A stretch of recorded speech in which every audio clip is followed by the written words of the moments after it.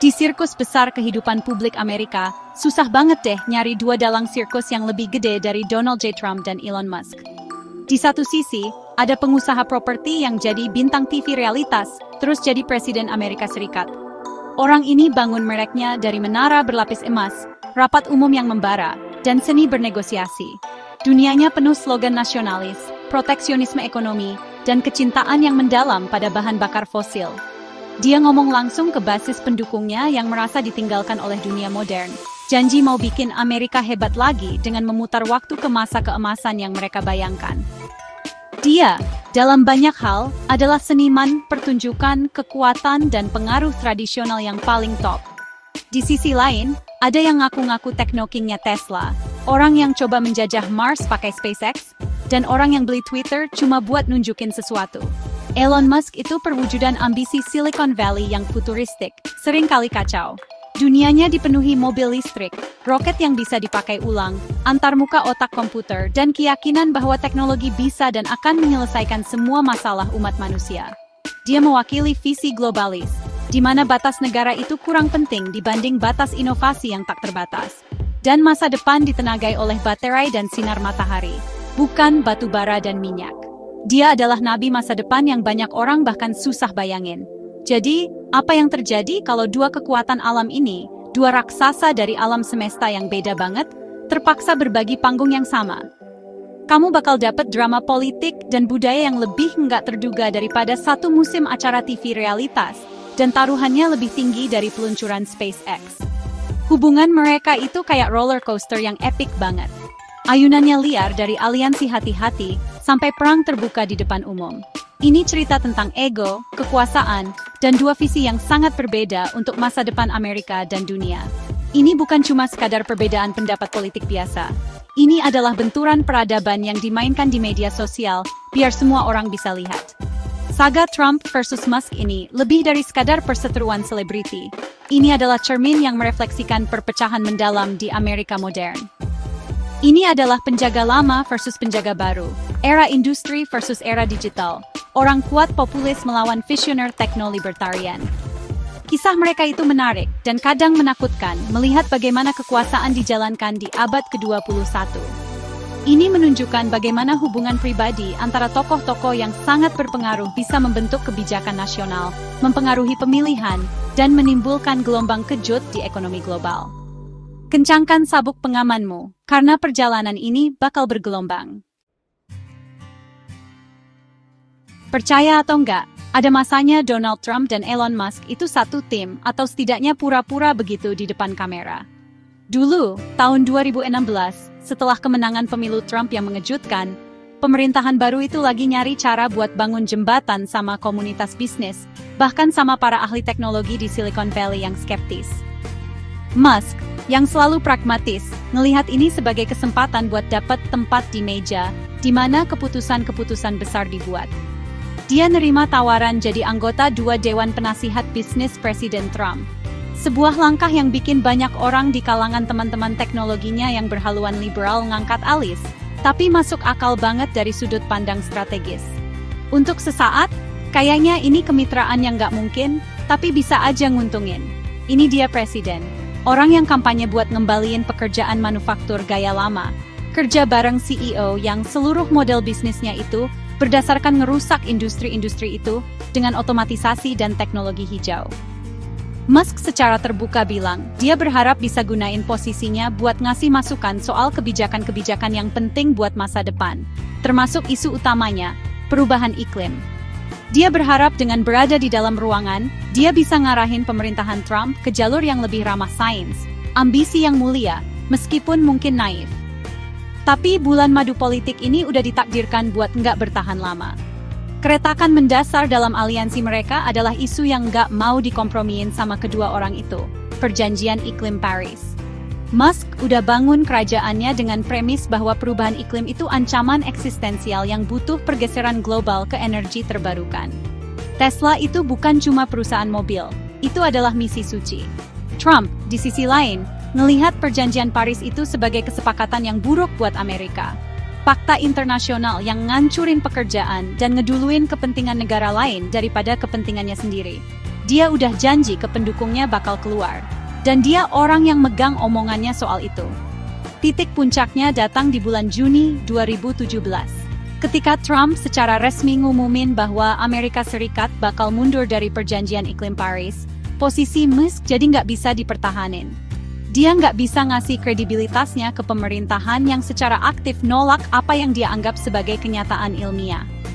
Dalam sebuah langkah yang menandakan berakhirnya kolaborasi singkat mereka, Musk nulis di Twitter dan ngumumin pengunduran dirinya dari Dewan Kepresidenan. Dia bilang dengan jelas bahwa perubahan iklim itu nyata, dan ninggalin perjanjian itu nggak baik buat Amerika atau dunia. Garis-garis udah ditarik, dan bab pertama kemitraan mereka tertutup rapat. Setelah perpisahan publik soal perjanjian Paris, hubungan antara Trump dan Musk masuk ke fase perang dingin, yang mendidih dengan ketegangan yang tenang. Tapi segalanya memanas drastis ketika Musk melakukan langkah berani membeli Twitter di bulan Oktober 2022 dan mengganti namanya jadi X. Tiba-tiba, miliarder paling kacau di dunia ini mengendalikan alun-alun publik paling kacau di dunia. Sebuah platform yang terkenal sebagai corong utama Trump, sebelum dia diblokir setelah kerusuhan Capitol tanggal 6 Januari. Panggung sudah siap untuk drama tingkat baru, dan tak satu pun dari mereka mengecewakan penonton yang menunggu kembang api. Salah satu tindakan besar pertama Musk sebagai pemilik baru platform itu adalah melakukan jajak pendapat kepada pengikutnya apakah akun Trump harus dipulihkan. Suara iya menang dengan selisih tipis, dan begitu saja Donald Trump yang asli kembali beraksi. Ini adalah langkah yang Musk sebut sebagai kemenangan bagi absolutisme kebebasan berbicara. Tapi itu juga merupakan tawaran damai besar yang diberikan kepada Trump dan para pendukungnya. Namun, Trump, dalam tampilan loyalitas merek yang langka terhadap platform barunya yang masih muda, Truth Social, awalnya menolak untuk kembali ke tempat lamanya. Dia bersikap santai, membiarkan Musk memegang pintu terbuka ke ruangan kosong. Periode ini menyaksikan persaingan mereka terungkap melalui serangkaian sindiran publik dan hinaan yang terselubung. Bahkan sebelum Musk membeli platform itu, ejekan sudah bertebaran. Pada bulan Juli 2022, Trump berbicara di sebuah rapat umum di Alaska, menyebut Musk pembohong karena mengklaim dia tidak pernah memilih Republik dan karena bergantung pada subsidi pemerintah. Tidak mau tinggal diam, Musk membalas di Twitter, menyatakan sudah waktunya bagi Trump untuk pensiun dan menikmati masa senja.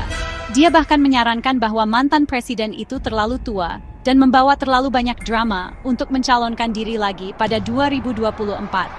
Sebuah serangan langsung terhadap ambisi politik Trump. Dinamikanya menarik.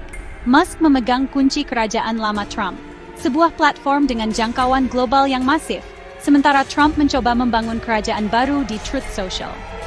Selama berbulan-bulan, Trump menolak panggilan memikat dari akun X-nya yang dipulihkan, hanya membuat kembalinya yang dramatis pada bulan Agustus 2023 untuk memposting foto tahanannya di Georgia, sebuah langkah yang murni teater politik. Sementara itu, Musk menggunakan platformnya untuk menumbuhkan identitas politik baru, bergeser lebih jauh ke kanan dan mengkritik pemerintahan Biden, memposisikan dirinya bukan sebagai sekutu Trump, tetapi sebagai pembuat raja yang kuat dan independen dalam drama politik yang sedang berlangsung. Saat siklus pemilihan presiden 2024 memanas, hubungan aneh, kadang akur kadang enggak, antara Donald Trump dan Elon Musk ngalamin perubahan dramatis lagi. Awalnya, Musk kayaknya lagi nyari kandidat lain. Dia terang-terangan main mata sama ide ngedukung Gubernur Florida Ron DeSantis, ngelihat dia sebagai alternatif yang lebih waras dibanding kekacauan yang selalu ngelilingin Trump. Tapi, pas pemilihan pendahuluan Republik berlangsung, dan Trump ngebabat habis jalan menuju nominasi, jadi jelas bahwa Partai Republik masih partainya Trump. Musk, yang selalu pragmatis, nyesuaiin posisinya. Pergeseran sesungguhnya terjadi setelah peristiwa mengejutkan di bulan Juli 2024 percobaan pembunuhan terhadap Donald Trump. Momen ini kayaknya bikin dukungan buat mantan presiden itu makin kuat, dan Musk termasuk salah satu tokoh paling menonjol yang rapat ke sisinya. Dendam yang tersisa kayaknya hilang di tengah kekerasan politik ini. Musk berubah dari pengkritik jadi salah satu pendukung Trump yang paling kuat dan vokal. Dia ngubah X jadi ruang gema pro-Trump yang kuat dan ngeluarin duitnya gede-gedean.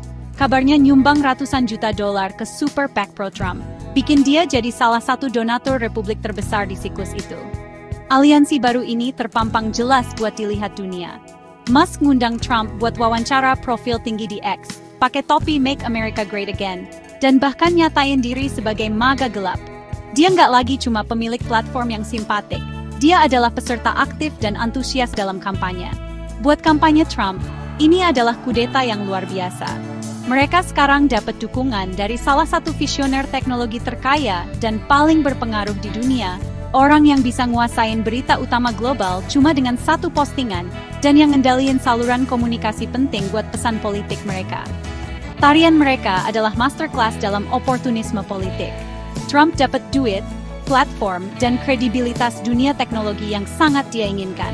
Musk, sebagai gantinya, dapat jalur langsung ke orang yang sekarang jadi kandidat terdepan buat jadi Presiden Amerika Serikat berikutnya. Dia memposisikan dirinya bukan cuma sebagai donatur, tapi sebagai penasihat kunci, seseorang yang ide-idenya tentang teknologi, ekonomi, dan efisiensi pemerintah bakal didengar di koridor kekuasaan tertinggi. Mantan rival ini udah jadi pasangan paling berkuasa di pemilihan 2024. Kekuatan dahsyat yang ngebantu ngedorong Trump kembali ke Gedung Putih. Setelah kemenangan Trump di pemilu 2024, aliansi dengan Elon Musk langsung pindah dari jalur kampanye ke jantung pemerintahan baru. Trump, sesuai naluri showman-nya, bikin badan penasihat khusus yang gak resmi dan ngasih nama yang khas Musk banget, Departemen Efisiensi Pemerintah, atau disingkat DOGE.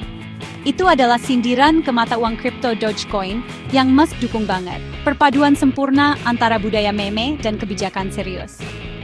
Musk dan pengusaha lainnya, Vivek Ramaswamy, ditunjuk buat mimpin komisi baru ini, dengan misi radikal ngurangin pemborosan pemerintah dan ngerombak birokrasi federal. Selama beberapa bulan di awal 2025, kayaknya ini tim impian. Musk yang jadi penasihat khusus tanpa bayaran, jadi wajah publik DOGE. Dia kelihatan di Gedung Putih, ikut rapat kabinet, dan berdiri di samping Trump di ruang Oval. Dia bahkan bawa Tesla Cybertruck ke halaman Gedung Putih, dan Trump dengan antusias janji bakal beli satu. Misi gabungan mereka ambisius dan agresif. Mereka ngusulin motong 75% tenaga kerja federal dan ngurangin triliunan dari pengeluaran pemerintah. Itu adalah fantasi libertarian yang lagi digarap di tingkat pemerintahan tertinggi, dan Musk adalah arsitek utamanya. Namun, hal yang menyatukan mereka, keinginan buat ngerombak status quo, juga mengandung benih-benih keruntuhan spektakuler mereka. Musk, orang yang ngelola perusahaannya dengan otoritas mutlak, nggak terbiasa dengan proses politik di Washington yang lambat dan berantakan. Dia juga orang yang punya kerajaan bisnisnya sendiri, yang luas buat dilindungi. Konflik kepentingannya jelas banget. Musk ngasih nasihat ke pemerintah soal regulasi buat lembaga-lembaga yang langsung ngawasin perusahaannya sendiri, kayak SpaceX dan Tesla. Aliansi ini dibangun di atas fondasi tujuan bersama, tapi penuh dengan garis patahan pribadi dan profesional. Titik puncaknya tiba di bulan Mei 2025 dalam bentuk undang-undang besar yang dijuluki Undang-Undang Satu Tagihan Besar yang Indah.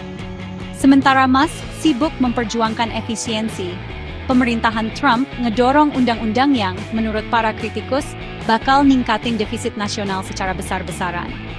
Yang lebih penting buat Musk, undang-undang itu kabarnya ngandung ketentuan yang bakal ngilangin kredit pajak dan subsidi kendaraan listrik yang sangat penting buat kesuksesan Tesla. Ini adalah ancaman langsung ke keuntungan bersihnya. Merasa dikhianati, Musk tiba-tiba mengundurkan diri dari peran penasihatnya, menyiapkan panggung buat perang habis-habisan. Hari-hari DOGE udah berakhir. Ledakan spektakuler aliansi Trump-Musk ini bukan cuma soal satu undang-undang atau benturan ego yang kebesaran. Itu adalah hasil tak terhindarkan dari dua pandangan dunia yang sama sekali nggak cocok. Intinya, perseteruan ini mewakili perbedaan mendasar tentang masa depan ekonomi Amerika dan perannya di dunia. Ideologi Donald Trump berakar pada visi kekuatan Amerika abad ke-20. Doktrin America First-nya dibangun di atas nasionalisme ekonomi, proteksionisme perdagangan, dan pertahanan kuat industri tradisional, terutama bahan bakar fosil. Bagi Trump, kehebatan terletak pada tambang batu bara, pabrik baja, dan menara minyak. Elon Musk, di sisi lain, adalah seorang globalis sejati dan determinis teknologi. Seluruh karya hidupnya didasarkan pada gagasan bahwa inovasi tidak mengenal batas, dan bahwa teknologi adalah mesin kemajuan manusia. Sementara Trump ingin membangun tembok, Musk ingin membangun terowongan di bawah kota, dan roket ke planet lain. Sementara Trump mengeluh-elukan batu bara bersih yang indah. Seluruh merek Musk dibangun di atas upaya melepaskan dunia dari bahan bakar fosil dengan kendaraan listrik, panel surya, dan pertanian baterai besar-besaran. Dia melihat masa depan bukan pada menggali sumber daya dari tanah, tetapi pada memanfaatkan kekuatan matahari dan potensi tak terbatas dari kecerdikan manusia. Filosofi ekonomi mereka adalah kutub yang berlawanan. Pendekatan Trump melibatkan tarif dan perang dagang, bertujuan melindungi pekerjaan Amerika dengan membuat barang asing lebih mahal. Dia sangat curiga terhadap rantai pasokan global dan perjanjian internasional. Perusahaan Musk, bagaimanapun, secara inheren bersifat global. Tesla memiliki Gigafactory di Tiongkok dan Jerman, dan SpaceX berkolaborasi dengan mitra internasional untuk peluncurannya. Dia berkembang di dunia perdagangan bebas dan pasar terbuka, di mana komponen, bakat, dan ide dapat mengalir melintasi batas dengan sedikit gesekan. Kebijakan proteksionis yang disukai Trump adalah ancaman langsung terhadap model bisnis globalis Musk. Jurang ideologis ini terlihat jelas selama perseteruan publik mereka. Ketika Trump mengancam akan memotong kontrak pemerintah dan subsidi untuk perusahaan Musk, dia menyerang model kemitraan publik swasta yang telah mendorong banyak ledakan teknologi baru-baru ini. Musk membalas, menunjukkan subsidi besar-besaran yang diterima industri minyak dan gas, membingkai tindakan Trump sebagai munafik dan korup. Itu adalah pertempuran antara energi masa lalu dan energi masa depan. Antara seorang pemimpin yang ingin melestarikan era yang telah berlalu, dan seorang visioner yang mencoba menciptakan yang baru. Mereka tidak pernah benar-benar sekutu. Mereka hanya mitra sementara yang saling menguntungkan. Kejatuhan dahsyat antara Donald Trump dan Elon Musk di pertengahan 2025 bukan cuma sekadar berita lewat, itu adalah gempa politik yang ngirim getaran ke setiap sudut masyarakat Amerika. Ketika Musk, yang merasa dikhianati oleh undang-undang satu tagihan besar yang indah, berbalik melawan Trump, dia melakukannya dengan kekuatan penuh dari gudang senjata digitalnya. Dia nulis di X, dan nuduh Trump nggak tahu terima kasih, klaim bahwa tanpa dukungan finansial dan platformnya, Demokrat bakal menang di pemilu 2024. Dia nggak cuma ngeritik presiden, dia terang-terangan minta pemakzulan dan penggantiannya oleh Wakil Presiden J.D. Vance. Deklarasi perang publik ini bikin perpecahan besar di kalangan sayap kanan Amerika. Tiba-tiba gerakan populis MAGA yang sempat merangkul miliarder teknologi itu sebagai salah satu dari mereka dihadapkan pada musuh baru yang kuat dan gak terduga. Trump, yang gak pernah mengabaikan pertarungan, ngerespons dengan rentetan hinaan klasiknya di Truth Social. Dia nuduh Musk jadi gila karena kereta Gravy EV-nya mau berakhir dan ngancam bakal gunain kekuatan penuh pemerintah federal buat nyelidikin dan ngehukum perusahaan Musk. Pertarungan itu jadi sangat pribadi. Bahkan Musk bikin klaim yang nggak berdasar tentang dugaan hubungan Trump dengan Jeffrey Epstein. Konflik ini punya dampak mendalam pada lanskap politik Amerika, memperdalam polarisasi yang udah parah. Ini bikin garis patahan baru, nggak cuma antara Demokrat dan Republik, tapi di dalam gerakan konservatif itu sendiri. Di satu sisi ada populis Trumpian yang setia pada pemimpin mereka dan agenda nasionalisnya. Di sisi lain ada faksi konservatif yang berorientasi teknologi dan cenderung libertarian yang terus bertambah, yang melihat Musk sebagai juara inovasi dan kebebasan berbicara. Perpecahan ini mempersulit pemerintahan dan bikin kompromi politik, yang udah jadi barang langka di Washington. Jadi hampir nggak mungkin. Pertarungan ini terjadi setiap hari di media sosial, di ruang rapat, dan di gedung Kongres. Pada akhirnya, drama antara Trump dan Musk ngungkapin era baru yang rapuh dan gak stabil dalam interaksi antara kekayaan, kekuasaan, dan politik. Ini nunjukin gimana keinginan dua individu yang sangat berkuasa bisa nyandera proses politik negara, ngedampak pasar global, dan mempengaruhi wacana publik dalam skala besar. Perseteruan mereka adalah cerminan negara yang lagi berjuang buat nentuin identitasnya, terjebak antara visi nostalgia masa lalunya dan visi masa depan yang bergejolak. Nggak pasti. Saat dua raksasa ini ngelanjutin perang publik mereka, sisa Amerika cuma bisa nonton dampaknya. Bertanya-tanya apakah kepingan-kepingan itu bisa disatukan lagi.